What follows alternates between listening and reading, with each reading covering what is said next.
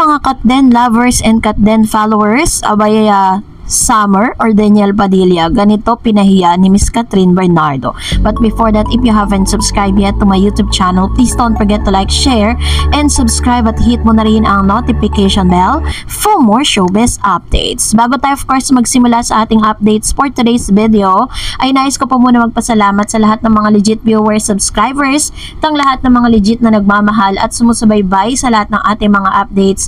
Maraming salamat po sa inyong panonood. And for today's video, ito na pag-usapan natin dahil congratulate natin ang Bernardo or Casa Bernardo kung saan pinailaw na po nila yung kanila pong pinagawa para po sa first Christmas po nila sa Casa Bernardo. At dito po, talagang nakita natin na special po yung taong ito. At dahil dyan, pinag-uusapan din po sa social media ang ilan sa mga updates patungkol sa muling pagkikita ni Catherine Bernardo at Daniel Padilla. So, ngayon po, usap-usapan. Sinasabi po ng ilan na magkakaroon daw ng part 2 ang love story ng dating magjowa na sina Catherine Bernardo at Daniel Padilla. Pero sa mga nakalap nating mga impormasyon, mukhang hindi po sila nagtagumpay. So according po sa isang article, natanong namin yan dahil napakarami pa rin Katniel fans na nagdarasal at umaasa na magkakabalikan pa rin sina Kat at DJ dahil sila raw talaga ang tunay na itinadhana. Wow, mas lalo pang tumitindi ang paniniwala ng mga loyal supporters ng dating magkarelasyon na posibleng magka-second chance ang dalawa nang muli silang magkita at magkausap di umano kamakailan. Ang chika talagang pinuntahan daw di umano ni Daniel Padilla sa dressing room ang ex-girlfriend na si Catherine sa naganap na ABS-CBN Christmas Special para magpakita at makaharap ng personal. So, ito yung ilan sa mga inilabas o napag-usapan ng chikang ito sa latest episode ng Showbiz Update sa YouTube channel ni Mr. OG Diaz kung saan ibinalita di umano ang pagkikita uli ng ex-celebrity couple makalipas ang mahabang panahon. Sabi pa ni Mama Ogs, yun ang mga chika sa akin, nagkita ng dalawa, si Catherine at si Daniel, nagkita sila sa backstage at dressing room, bigla raw may dalang flowers. Itong si DJ kumatok sa dressing room at pinapasok. Naglabasan ng glam team ni Catherine at hinayaan ang dalawa na makapag-usap, kwento pa ng talent manager at content creator. Ipinagdiinan ni OG na nakarating lang daw sa kanya ang balita at hindi niya personal na nasaksihan, kaya maaaring kumpirmahin o i-deny ni na DJ at Kat o sino mang naroon sa venue. Sabi nila, malay naman natin na wala namang kami doon, so hindi natin alam kung anong pinag-usapan ng dalawa, sabi ni Mami Ogs. Habang sinusulat nga or habang po ipinapahayag ang patungkol dito po sa balitang ito, ay wala pa rin naman naturang mga statement patungkol po sa bagay na ito. Pero siyempre po, para po patotohanan or para po bigyan kayo ng updates with regards to this, naghanap po tayo at nangalap tayo ng ilang impormasyon. So, base po sa mga source na totoo talagang may pag-uusap at may pag-gate crush nga na naganap dito kay Daniel Padilla. So, pumunta po siya sa dressing room nitong si Miss Catherine dahil imposible kasing hindi sila magkikita doon dahil iisa lang po yung daanan nila papunta po dun sa stage kung saan sila nagpe-perform during that night. At according po sa isang Kafoso Alt GMA sa X na dating Twitter, ay laman po sila ngayon ng blind item. Sabi po nito, suspect, chismis na perfect. Mag-ex na sikat, nag-usap, flowers na dala, binasura. So, matatandaan na kasama po sa mga ulat ni OG Diaz sa kanyang showbiz updates na pumunta si Daniel Padilla sa room mismo, sa dressing room ni Miss Catherine Bernardo na may dala-dala pong sunflowers. Alam niyo naman na very iconic sa Katniel yan. Yan talaga yung kanilang flowers na parang from the start, yun talaga yung parang simbolo ng Katniel.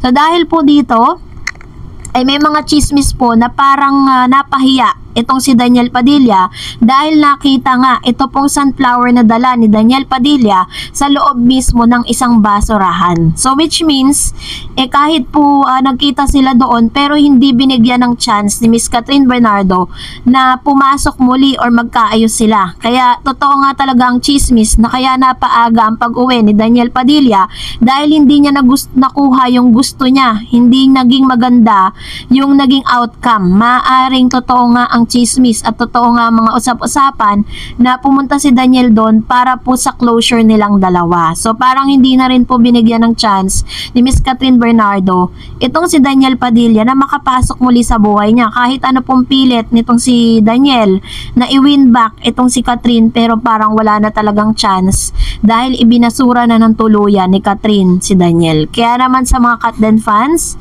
ay ano lang tayo, stay put lang tayo, chill lang tayo sa mga balitang ito dahil mukhang nangunguna at last points ito kay Tisoy. And for that, narito naman ang ilan sa mga komento at reaction po ninyo patungkol naman sa ating latest updates. Sabi ni Miss Mary Ann, Ma'am Dar, totoo ba ito? Pakicheck po na pumunta daw si Summer sa dressing room ni Kat at may dalang flowers at pinapasok din ni Kat. Matagal daw lumabas yan, ang sabi ni OG sa vlog niya ngayon. God bless you, Ma'am Dars. Ayan. So, ito nga yung updates natin ngayon. At least nabigyan na natin ng linaw kasi yung mga ibang Katniel fans, umaasa pa rin talaga sila. Marami talaga mga Katniel fans hanggang sa ngayon, tumahawak pa rin sila dun sa pag-asa na one day magkakabalikan si Catherine at si DJ.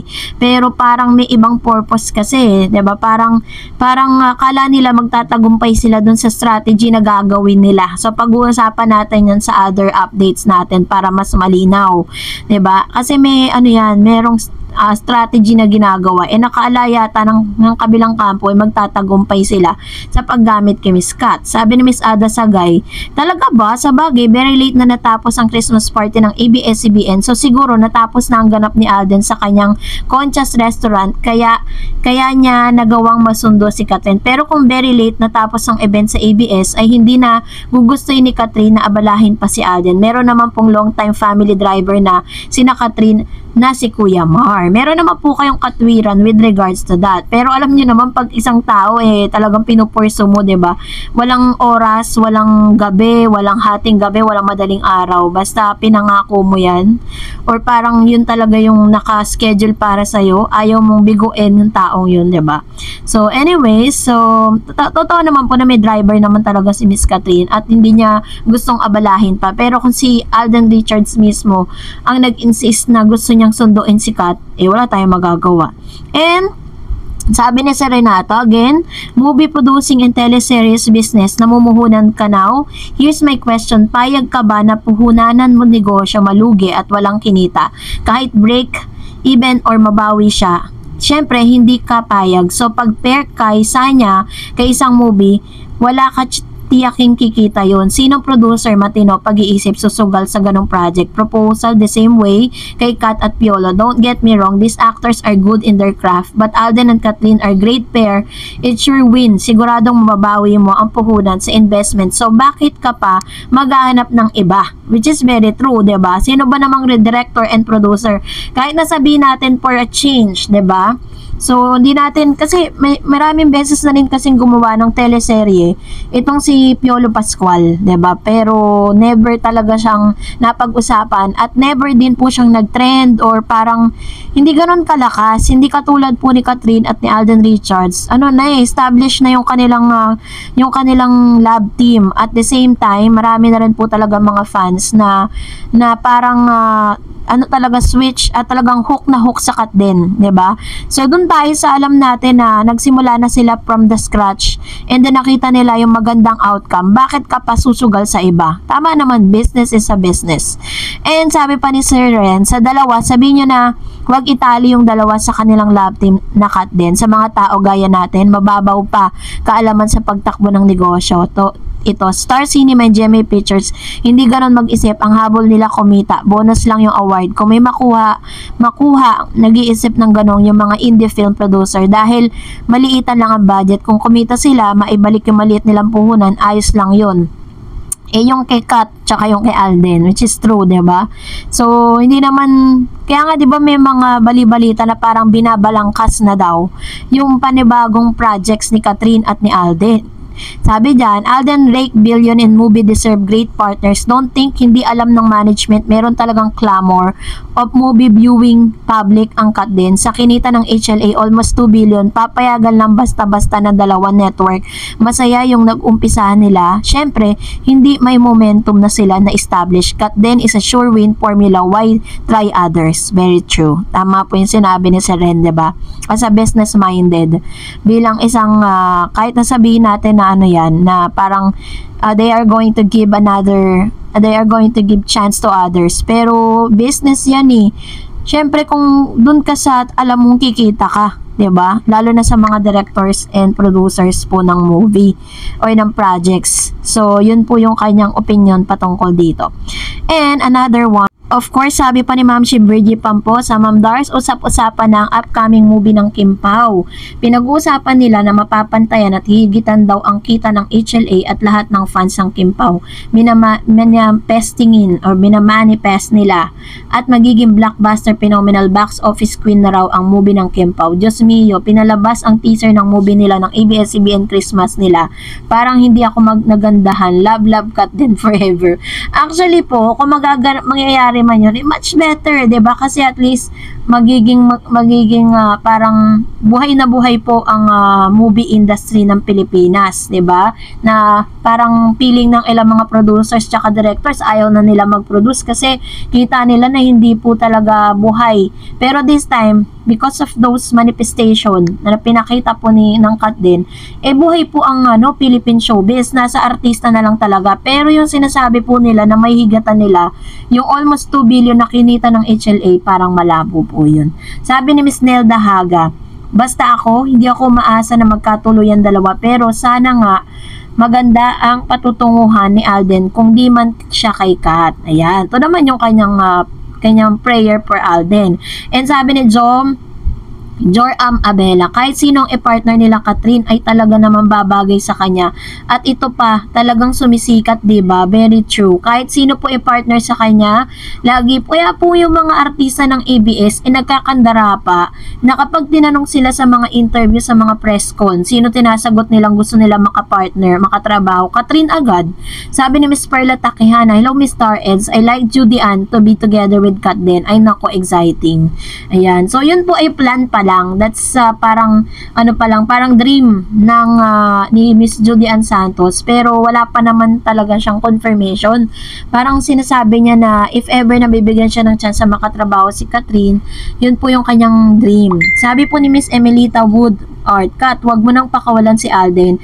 Baka maagaw pa siya sa'yo ni Sanya. Alden is almost the perfect guy for you. Mabait, gwapo, matalino, masipag, maalalahin, makadiyos, makapamilya, matulungin sa kapwa at very gentleman. So please don't let him go. Baka magsisi ka pa na makuha sa'yo si Alden and vice versa. Ito naman yung kanyang payo, diba, kay Miss Katrin. Siyempre po, tayo naman is at the end of the day, si Katrin Bernardo pa rin po talaga yung yung decision maker dito, hindi tayo, 'di ba? Kahit gusto natin si Alden talaga yung maging endgame para sa kanilang dalawa, 'di ba? Silang dalawa yung endgame dahil perfect talaga Kumbaga may mga compatibility or compatible talaga sila sa isa't isa. Sabi ni Miss Elenita Claudia, sana totoo yung sinundo ni Alden si Katrin, that will be nice, dapat lang. Like you said, priority ni Tisoy si Atty. Katrin. And si Piggy, palagi ko kahit sino pang partner kay Katrin or Alden, wala nang makahigit sa Katrin. Proven na yan dahil kinita ng dalawang movie nila, malakas talaga ang Katrin. True naman, may ebidensya naman na makapagsasabi talaga na talagang malakas ang Katrin, 'di ba? At wala na pong duda doon. Kahit sino pa po ang magsabi na yung mga fans po ng Kim Pao, may nagmamanifest po sila na mahihigitan nila yung movie. Sana nga, no? Yun naman po yung gusto ng Kim Pao. Pero, so I've said earlier na parang malabo mangyari, 'di ba?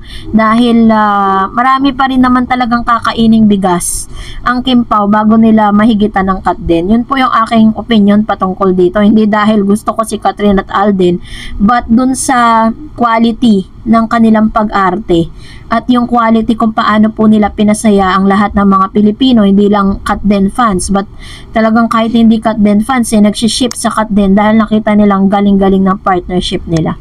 Well, kung nagustuhan mo ang video na ito, huwag mo kalimutang mag-like, mag-share, at mag-subscribe, at i-follow mo na rin ang aking Facebook page, Dareds TV. And also, I have my TikTok account, which is Dareds TV. Pwede nyo rin po akong i-follow doon.